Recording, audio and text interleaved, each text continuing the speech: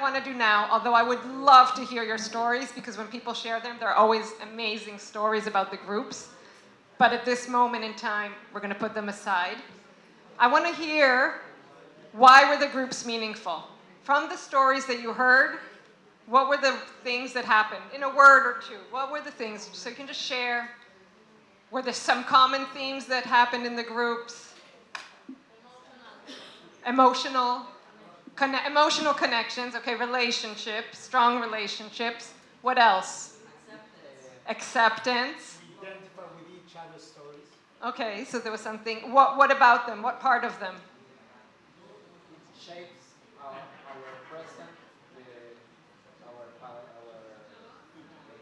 Who you are. Okay, it shapes who you are. Okay, what were the feelings that you spoke about? Sorry.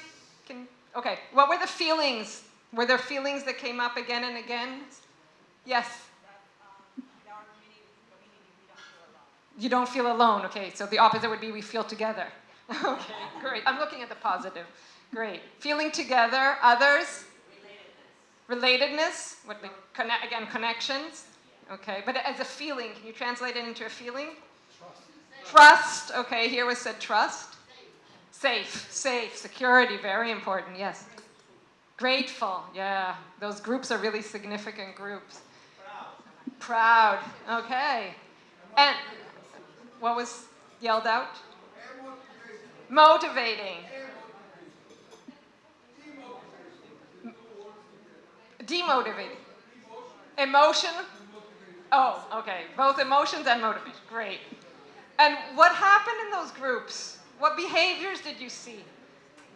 Either about yourself, about others. How did people act differently than in other places?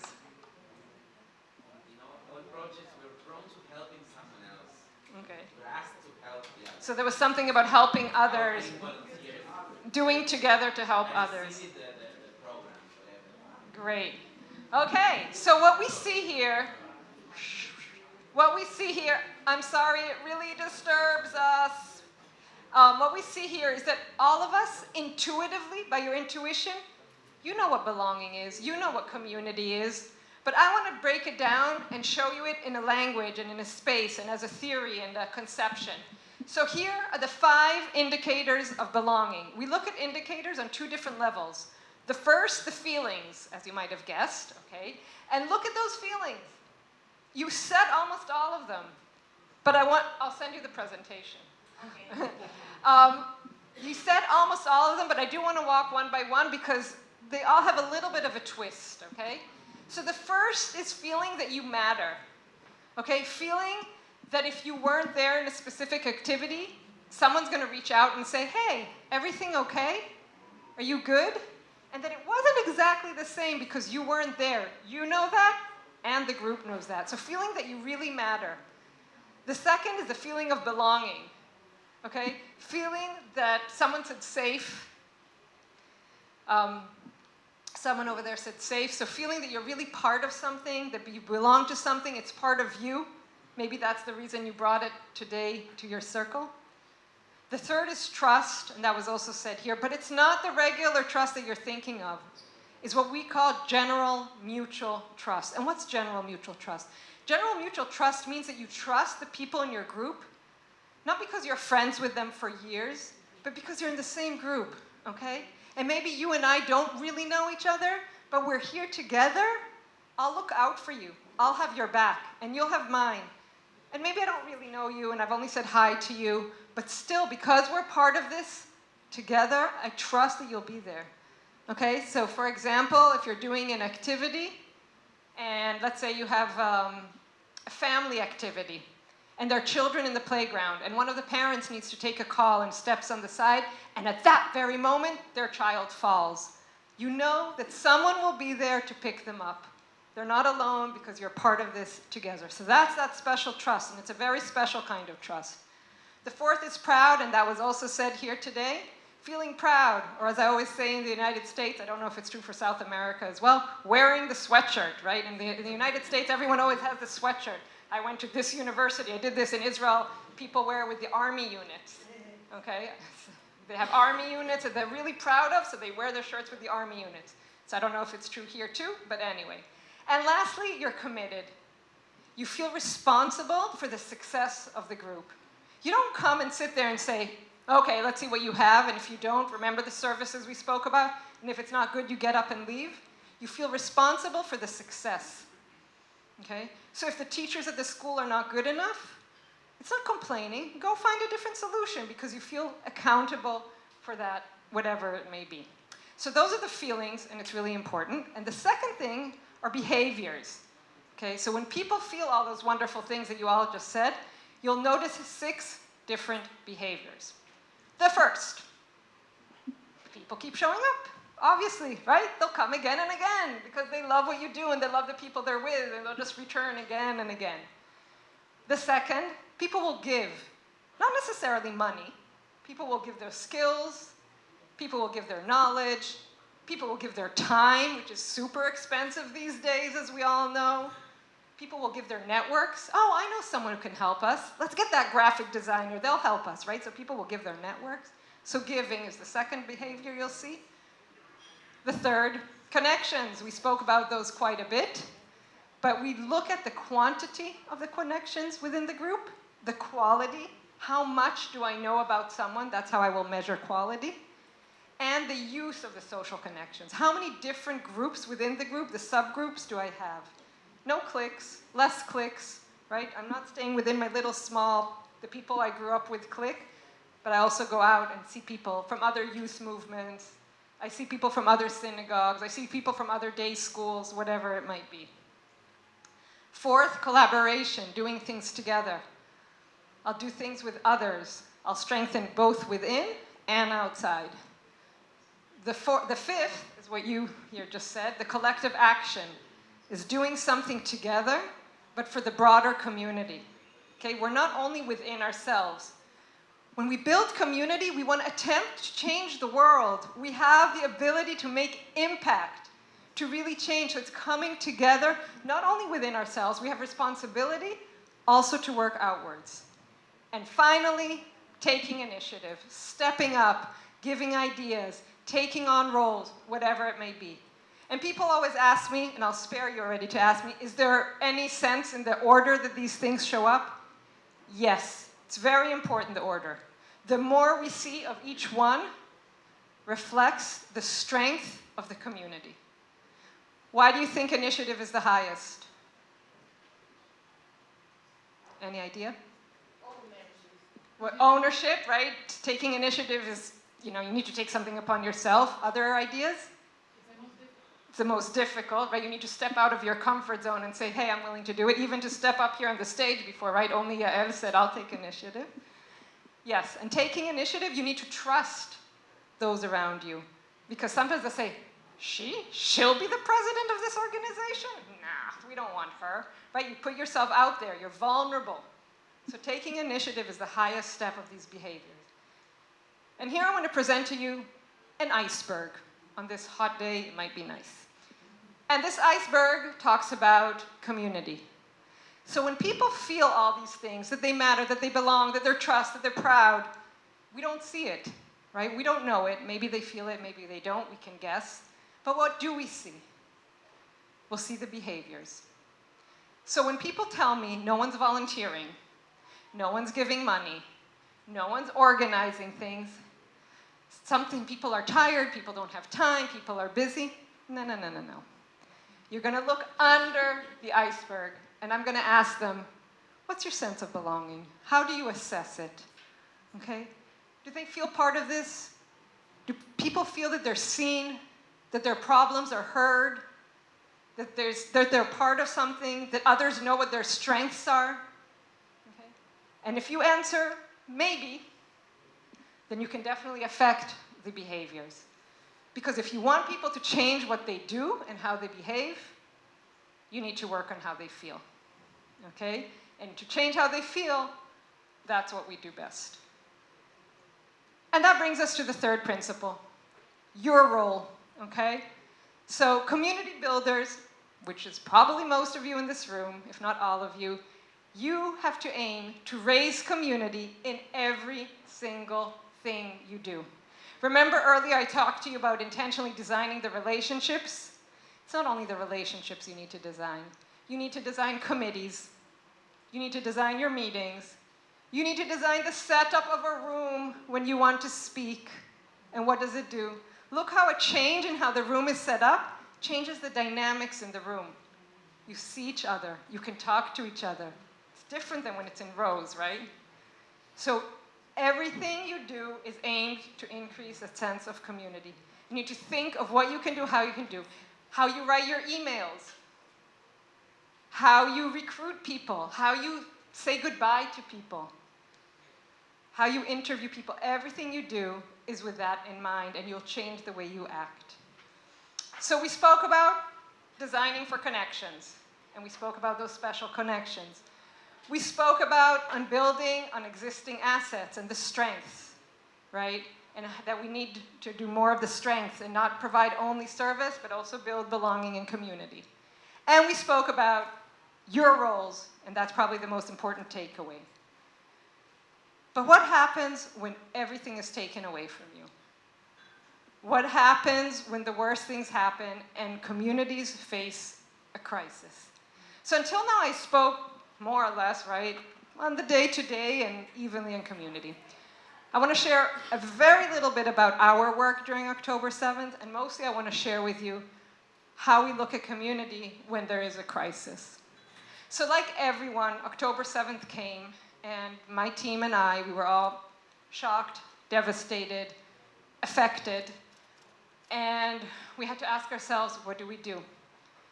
And I'll be very honest, the first few days were very, very difficult, of course, the first few weeks even. We didn't know what to do. There was a lot going on. There were a lot of people calling from all different directions and communities asking for our help.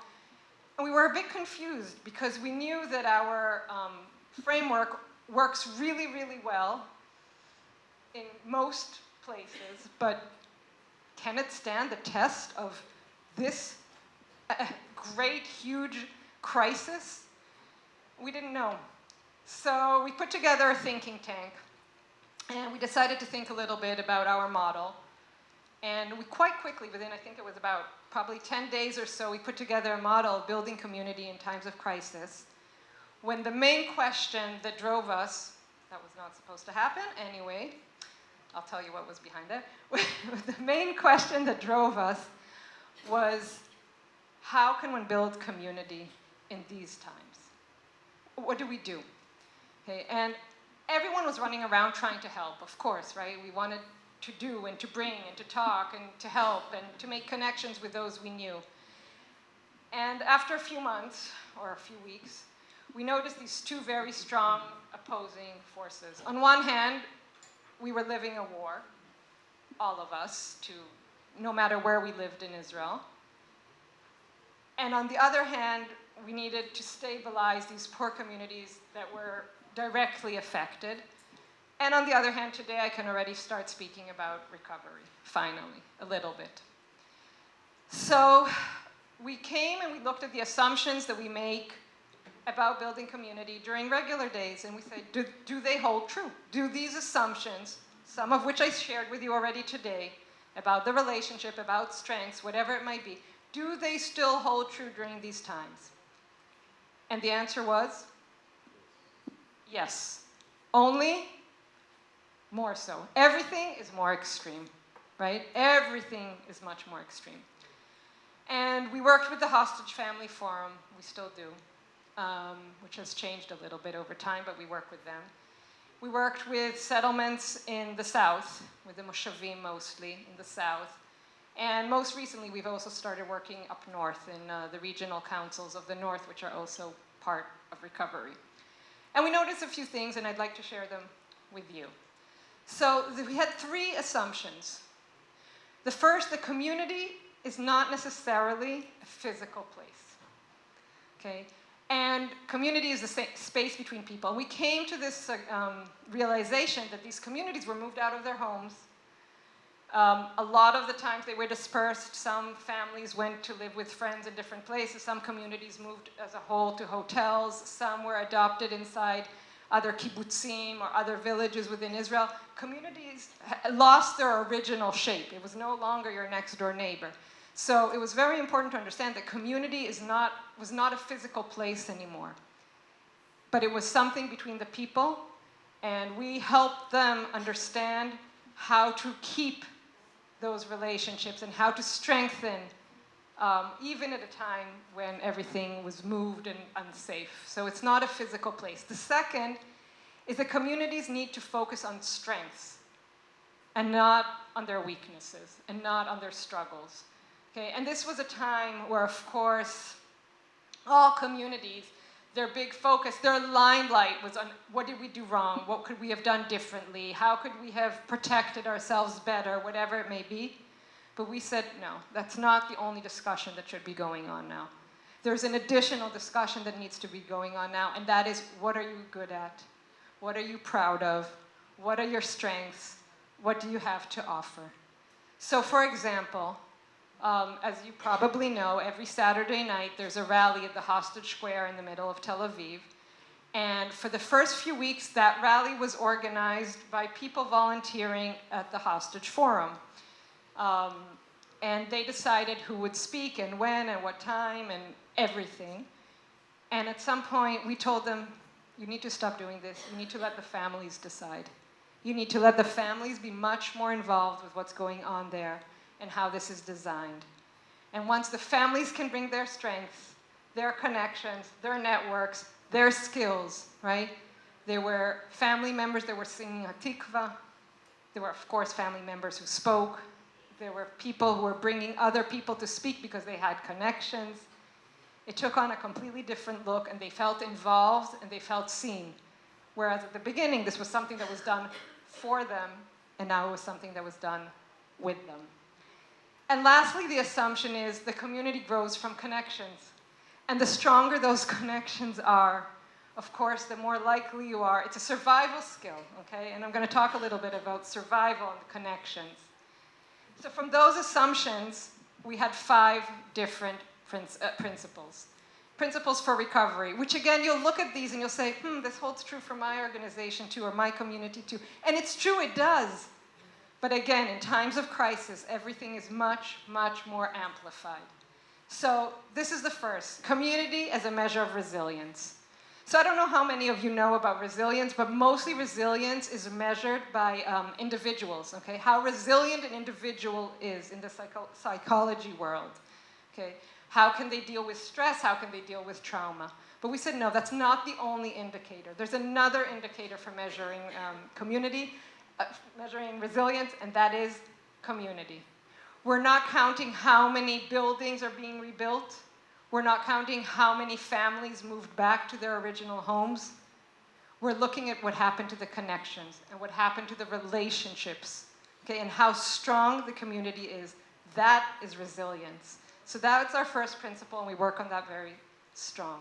The second is that knowing each other builds trust, which, everyone says, okay, great, Maya, you didn't teach me anything new today. But no, knowing each other builds trust, and it can even save lives. As one woman from the South told us and shared with us, only because my next door neighbor knew that I was alone at home on the morning of October 7th, she saved my life. She brought me over, okay? So knowing each other, knowing the situations we're in, can really save lives. So building trust, building acquaintance is super, super important. Again, in this case, everything went to the extreme. The third principle is that people are not helpers or being helped.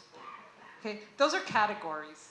Categories, sometimes you can be a helper, you can be the one giving, and other times you can be the one being helped. Okay, so even today at lunch, we heard a story of someone here working in the Brazilian community, and they shared how they have this project that it's trying to share that from people from poverty they don't need to be helped. You need to see what their strengths are, and they can also help you.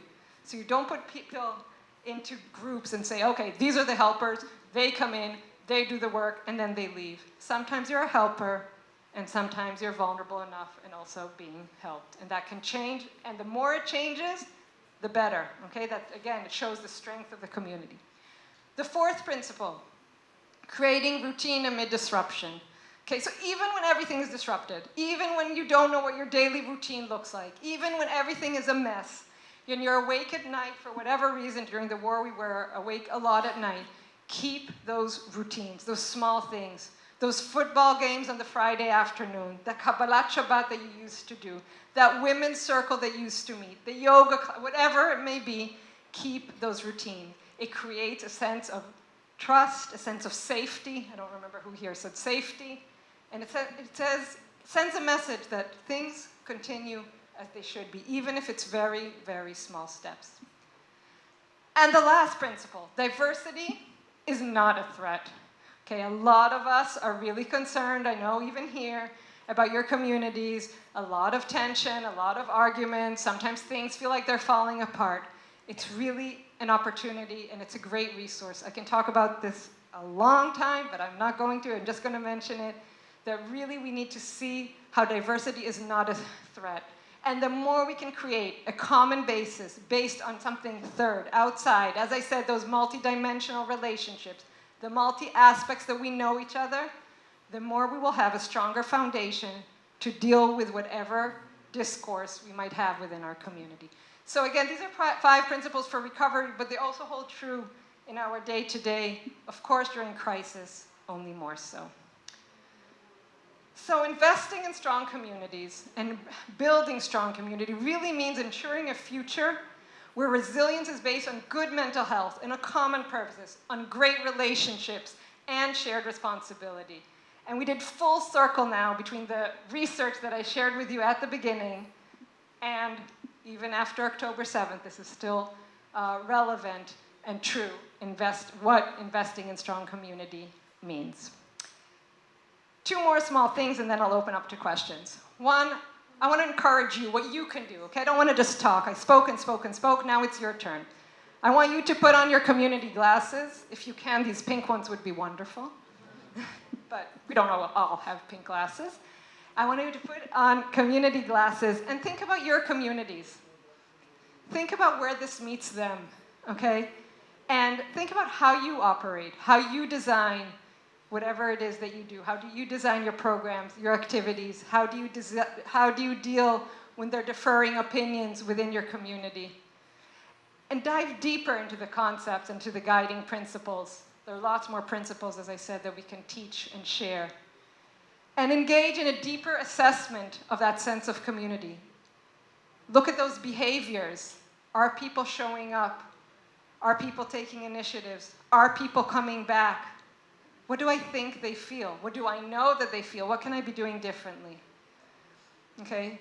Assess all your programs, your activities. Even look at this conference. Take this wonderful conference as had and put on those glasses for this conference and say, this thing here really built community. It was wonderful. We all stood up and danced together. We had our little small ritual, right? Next time we all do this, we'll know what we mean. Okay? But maybe there are things that could have been done also a little bit differently. So can think about that too. And lastly, talk to me. I'm here till Monday. I speak English and Hebrew, and I'm happy to get translation on Spanish and Portuguese or any other language. And I'm happy to see if there's anything I can do to share with you my thoughts on what's going on in your community. I want to close with a quote that I really like, and I also think as Shabbat is around the corner, it sort of also fits. People will forget what you said. People will forget what you did. But people will never forget how you made them feel. And that's Maia Angelou. It is in your hands to make people feel differently. So go out there, build belonging, and make together matter. Thank you.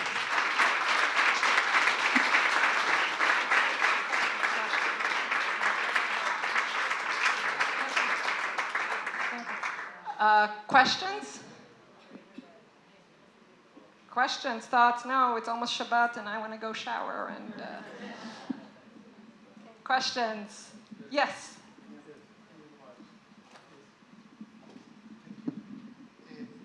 I think that we need to differentiate between different types of communities. Not all, for instance, we are a temporary community.